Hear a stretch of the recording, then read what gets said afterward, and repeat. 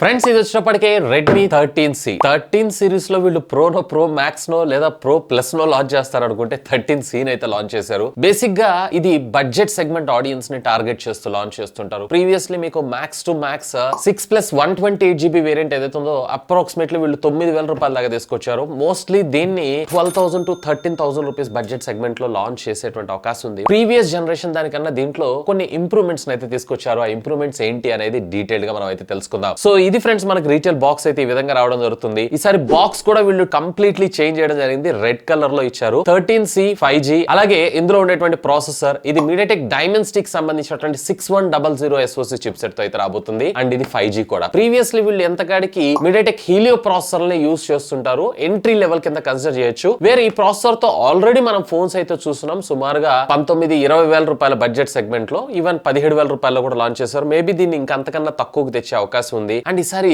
Design కూడా వీళ్ళైతే completely change చేశారు. ట్రైల్ డిజైన్ అనేటువంటి పేరుతో దీని అయితే పిలవడం జరుగుతుంది. సో ఇది high end variant 256GB and 16GB RAM అంటే 8GB హైయెస్ట్ ఉంటుంది. మరొక 8GB virtual RAM. So both కలిపితే మీకు 16GB ర్యామ్ అన్నట్లు. ఇక left and right branding, top లో దీనికి సంబంధించినటువంటి బాక్స్ కంటెంట్స్, ఇక బ్యాక్ సైడ్ దీనికి సంబంధించినటువంటి అన్ని కంప్లీట్ హైలైట్ స్పెసిఫికేషన్స్ అయితే మనం ఇక్కడ చూడొచ్చు. ఇక ఆలస్యం చేయకుండా బాక్స్ అయితే అన్బాక్స్ చేసేద్దాం. సో కొంచెం ఫీవరిష్ గా ఉంది, అలాగే సర్ది ఉంది, అందుకోసమే టోన్ కొంచెం డిఫరెంట్ గా ఉంటుంది. Don't mind. బాక్స్ ఓపెన్ చేయగానే ఇనిషియల్ గా మనకి బాక్స్ లో మొబైల్ ఫోనే. సో దీన్ని మనం పక్కకు పెట్టేసి ఇంకా బాక్స్ లోపల కాంటెంట్స్ ఏమేమి ఉన్నాయి ఏంటి అనేది కూడా ఒక లుక్ అయితే వేసేద్దాం. సో యాజ్ యూజువల్ గా మనకు ఒక సిమ్ ఎజెక్టింగ్ పిన్ అండ్ మనం ఎప్పటికీ చదవనటువంటి యూజర్ మాన్యువల్స్ అండ్ దీంట్లో మనకి 10 watts ఆఫ్ చార్జర్ ని ప్రొవైడ్ చేశారు. ఇది 18 watts కి సపోర్ట్ చేస్తుంది. 18 watts ని ప్రొవైడ్ చేస్తుంటే ఇంకా బాగుండేది అనిపించింది. అపార్ట్ ఆఫ్ దిస్ ఇక బాక్స్ లో అయితే ఏం లేదు. ఇవాళ రేపు చార్జింగ్ మెయిన్ ప్రయారిటీ కాబట్టి 18 watts తెచ్చుంటే ఇంకా బాగుంటుందని నా అభిప్రాయం. ఇక్కడ మనకు పంపించిన కలర్ ఏదైతే ఉందో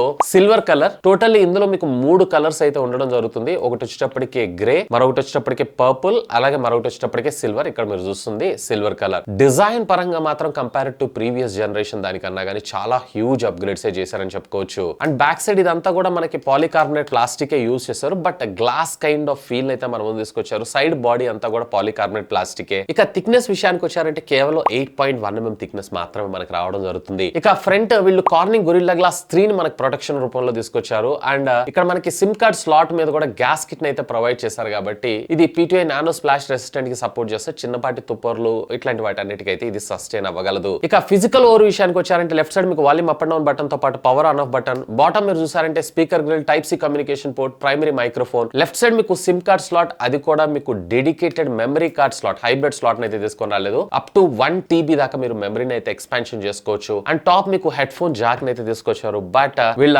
ఆస్థాన IR బ్లాస్టర్ అయితే నేను మిస్ అవుతున్నాను. అండ్ బ్యాక్ సైడ్ వచ్చినప్పటికి మీకు డ్యూయల్ కెమెరా లెన్స్ సెటప్ వస్తుంది. 50 మెగాపిక్సెల్ ప్రైమరీ, మరొక AI based 2 megapixel camera with dual tone flash మనకు రావడం జరుగుతుంది. ఇక ఫ్రంట్ వచ్చేటప్పటికే వీళ్ళు వాటర్ డ్రాప్ నాచ్ తో ఉన్నటువంటి డిస్ప్లే అయితే మన ముందు తీసుకొచ్చారు. ఇది HD+ డిస్ప్లేనే 90Hz screen refresh rate కి ఇది సపోర్ట్ చేయడం జరుగుతుంది. అండ్ బై ద బై మీకు బాక్స్ లో ఏ విధమైనటువంటి TPU కేసెస్ అయితే ప్రొవైడ్ చేయరు. అండ్ దీని వెయిట్ వచ్చేటప్పటికి అప్రాక్సిమేట్లీ మీకు 197-96 గ్రామ్స్ దాకా రావడం జరుగుతుంది. ఫస్ట్ ఆఫ్ ఆల్ దీనిలో ఉండేటువంటి ప్రాసెసర్ గురించి మనం మాట్లాడుకుందాం. మీడియాటెక్ డైమెన్సిటీకి సంబంధించినటువంటి 6100+ వర్షన్ అంటే కొంచెం over clocked version of 6100 SoC chip set అని చెప్పి అనుకోవచ్చు. అండ్ అఫ్ కోర్స్ ఇది వచ్చేటప్పటికి మనకి 5G నెట్వర్క్ కూడా సపోర్ట్ చేయడం జరుగుతుంది. నేనైతే బోత్ ఎయిర్టెల్ అలాగే జియో రెండిట్లో టెస్ట్ చేశాను. రెండిట్లో ఇంటర్నెట్ స్పీడ్స్ కూడా పర్వాలేదు, క్వైట్ డీసెంట్ అని నేను చెప్తాను. అండ్ మాక్సిమం క్లాక్ స్పీడ్ వచ్చేటప్పటికి 2.2 GHz క్లాక్ స్పీడ్ గా మనకు రావడం జరుగుతుంది. అండ్ యాంటీ-2 బెంచ్ మార్క్ స్కోర్స్ కూడా సుమారుగా 4 lakh మనకు రావడం అయితే జరుగుతుంది. ఒకవేళ మీరు గనక మీడియం గేమర్ లేదన్నట్లయితే డీసెంట్ గేమర్ అయి ఉన్నట్లయితే గేమింగ్ పర్పస్ గా గేమింగ్ సెంట్రిక్ గా ఈ బడ్జెట్ లో చూస్తున్నారు అన్నట్లయితే కనుక definitely you should have look on that. Processor చిన్న ప్రాసెసర్ ఏం కాదు. ప్రీవియస్లీ మనకి రియల్మీ 11 సిరీస్ లో 11 5G అలాగే రియల్మీ నార్జో సిరీస్ లో నార్జో 60X లో కూడా మనం ఇదే ప్రాసెసర్ అయితే మనం చూస్తున్నాం. అండ్ దీంట్లో మనకి Android 14 out of the box మనకు రావడం జరిగింది. సో దీంట్లో మనకి లైట్ వేరియంట్ లేదన్నట్లయితే గో వేరియంట్ మనకు రాలేదు. డైరెక్ట్ గా రెగ్యులర్ వేరియంట్ ని మన ముందుకైతే తీసుకొచ్చారు. మరొక మేజర్ 1 అప్గ్రేడ్ ని మనకి సపోర్ట్ తీసుకొచ్చేటువంటి అవకాశం అయితే ఉంది. ఇంట్రెస్టింగ్ గా దీంట్లో మనకి డైలర్ వచ్చేటప్పటికే డిఫాల్ట్ డైలర్ ని మన ముందు తీసుకొచ్చారు. సో కాల్ రికార్డింగ్ మెయిన్ ప్రయారిటీగా ఎవరైతే ఇష్టపడుతూ ఉంటారో సో వాళ్ళైతే నిరభ్యంతరంగా అవతల వాళ్ళకి ఎలాంటి అలర్ట్ లేకుండా కాల్స్ అయితే రికార్డ్ చేసుకోవచ్చు. And day to day task లో మీరు ఎలాంటి హ్యాంగ్ గానీ ల్యాగ్ గానీ లేకుండా ప్రాపర్ గా మీరు దీన్ని అయితే యూటిలైజ్ చేసుకోవచ్చు. ఇక ర్యామ్ విషయానికి వచ్చారంటే LPDDR4X టెక్నాలజీకి సంబంధించినటువంటి ర్యామ్ ని యూజ్ చేశారు. 8GB ఇన్బిల్ట్ అలాగే మరొక 8GB ఏదైతే ఉందో విర్చువల్ ర్యామ్ సపోర్ట్ అయితే మనం మనం తీసుకొచ్చారు. ఒకవేళ మల్టీ టాస్కింగ్ లో ఎక్కువ యాప్స్ వాడుతుంటారంటే సుమారుగా మీకు ఇందులో ఉండేటువంటి 8GB అయినా కానీ 20+ యాప్స్ ని ర్యామ్ స్టోరేజ్ లో అయితే స్టోర్ చేసుకోగలదు. ఎలాంటి ల్యాగ్ లేకుండా అయితే మీరు యూస్ చేసుకోవచ్చు. అండ్ స్టోరేజ్ విషయానికి వచ్చారంటే వీళ్ళు UFS 2.2 స్టోరేజ్ ని తీసుకొచ్చారు. ఇక్కడ ఒక కొంచెం మంచి అప్గ్రేడ్ అని చెప్పుకోవచ్చు. ఎందుకంటే ప్రీవియస్లీ మనం వచ్చేటప్పటికి EMMC ని మాత్రమే మనం చూసేవాళ్ళం. వేరే ఇక్కడ UFS 2.2 అని అంటే కొంచెం better read and right speeds మనకి ఇక్కడ రావడం అయితే జరుగుతుంది. యాప్ ఇన్స్టాల్ చేసేటప్పుడు యాప్ ఓపెన్ అయ్యేటప్పుడు మీకు బెటర్ పెర్ఫార్మెన్స్, ఎందుకంటే ప్రాసెసర్ బాగుంది, RAM okay, and at the same time UFS 2.2 వచ్చింది కాబట్టి మీరు బెటర్ స్పీడ్స్ అయితే ఇందులో ఎక్స్పెక్ట్ చేయొచ్చు compare to previous generation of Redmi 12C కన్నా గానీ. ఇక ఇందులో డిస్ప్లే విషయానికి వచ్చారంటే 6.74 ఇంచెస్ కి సంబంధించినటువంటి HD+ డిస్ప్లే మాత్రమే మన ముందు తీసుకొచ్చారు. సో దీంట్లో HD+ కి బదులుగా ఫుల్ HD ఇంకొక 500-1000 రూపాయలు ఎక్కువైనా పర్లేదు ఫుల్ HD తెచ్చుంటే బాగుండేది. ముఖ్యంగా మీ అందరికీ తెలిసిందే వీళ్ళు ఈ బడ్జెట్ అంతా కూడా బడ్జెట్ యూజర్స్ ని టార్గెట్ చేస్తూ తెస్తుంటారు. బట్ మనకి 90Hz స్క్రీన్ రిఫ్రెష్ రేట్ మన ముందు తీసుకొని రావడం అయితే జరిగింది. So 90Hz screen refresh rate కన్నా నన్ను అడిగితే కనుక బెటర్ ఫుల్ HD డిస్ప్లే తెచ్చుంటే ఇంకా బెటర్ గా ఉండేదని నా అభిప్రాయం. అండ్ చిన్స్ ఇక్కడ మీరు చూడొచ్చు క్వైట్ నార్మల్ అనిపిస్తుంది. ముఖ్యంగా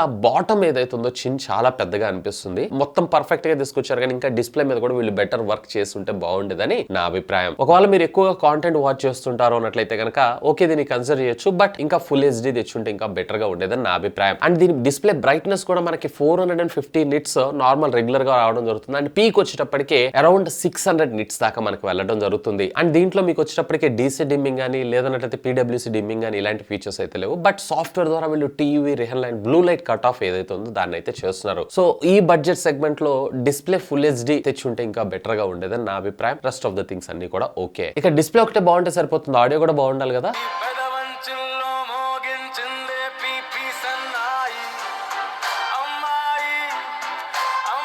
సో దీంట్లో మనకు వచ్చేటప్పటికే సింగిల్ స్టీరియో స్పీకర్ మాత్రమే మన ముందు తీసుకొచ్చారు. దీంట్లో ఏ విధమైనటువంటి డాల్బీ ఆడియో కానీ లేదా హైరెస్ ఆడియో సర్టిఫికేషన్స్ అయితే ఏం లేవు. బట్ ఆడియో మాత్రం క్వాలిటీగా అలాగే లౌడ్ గా కూడా ఉంది. ఇక బ్యాటరీ విషయానికి వచ్చారంటే 5000 mAh ఆఫ్ ద బ్యాటరీ మన ముందు తీసుకొచ్చారు. అండ్ దీంట్లో మీకు వచ్చేటప్పటికే 18 watts ఆఫ్ ఫాస్ట్ ఛార్జింగ్ టెక్నాలజీకి ఇది సపోర్ట్ చేయడం జరుగుతుంది. 5G కంటిన్యూస్ గా ఆన్ లో ఉంచుకున్నా కానీ మీకు డే బ్యాటరీ బ్యాకప్ అయితే రావడం జరుగుతుంది. బట్ దీంట్లో కొంచెం డిసప్పాయింట్మెంట్ ఏంటి అంటే మనకి బాక్స్ లో కేవలం 10 watts ఆఫ్ చార్జర్ మాత్రమే ప్రొవైడ్ చేశారు. 10 watt కి బదులుగా వీళ్ళు 18 watts ఆఫ్ ఫాస్ట్ చార్జర్ ఏదైతే ఉందో బాక్స్ లోనే ప్రొవైడ్ చేస్తుంటే ఇంకా బాగుండేదని నా అభిప్రాయం. ఇక కెమెరా డిపార్ట్మెంట్ విషయానికి వచ్చారు అన్నట్లయితే దీనిలో మనకి 50 మెగాపిక్సెల్ ప్రైమరీ సెన్సార్ అయితే మన ముందు తీసుకొచ్చారు. సో దీని ద్వారా క్యాప్చర్ చేసినటువంటి ఫోటోగ్రాఫ్స్ ఏవైతే ఉన్నాయో పర్వాలేదు, క్వైట్ డీసెంట్ అని అంటాను. ఇంక ఈ బడ్జెట్ లో ఇంతకు మించి కూడా ఎక్స్పెక్ట్ చేయలేం. అండ్ దీంట్లో మనకి 2x దాకా జూమ్ అయితే మనకు ప్రొవైడ్ చేశారు. ఈవెన్ పోర్ట్రేట్ ఫోటోగ్రఫీ కూడా పర్వాలేదు, బ్యాక్గ్రౌండ్ డెప్త్ ఎఫెక్ట్ బానే ఉంది. ఇంట్రెస్టింగ్ గా దీంట్లో మనకి నైట్ మోడ్ కూడా తీసుకొచ్చారు ఈ బడ్జెట్ లో. అండ్ 50 మెగాపిక్సెల్ ద్వారా రెగ్యులర్ ఫోటోగ్రాఫ్స్ అయితే మీరైతే క్యాప్చర్ చేయొచ్చు. మరొక సెన్సార్ ఇచ్చారు, అది వచ్చేటప్పటికి AI సెన్సార్ అంటే just nothing but depth censor. మీకు 2 మెగాపిక్సెల్ అయితే మనకు ప్రొవైడ్ చేయడం జరుగుతుంది. పోర్ట్రేట్ ఫోటోగ్రాఫ్స్ కి యూజ్ అవుతూ ఉంటుంది. ఇక ఫ్రంట్ వచ్చేటప్పటికి వీళ్ళు 8 మెగాపిక్సెల్ సెన్సార్ ని మన ముందు తీసుకొచ్చారు. వేర్ రేర్ అలాగే ఫ్రంట్ రెండిటిలో కూడా మీరు 1080 30 FPS లో వీడియోస్ అయితే రికార్డ్ చేసుకోవచ్చు. సో ఇక్కడ మీరు కొన్ని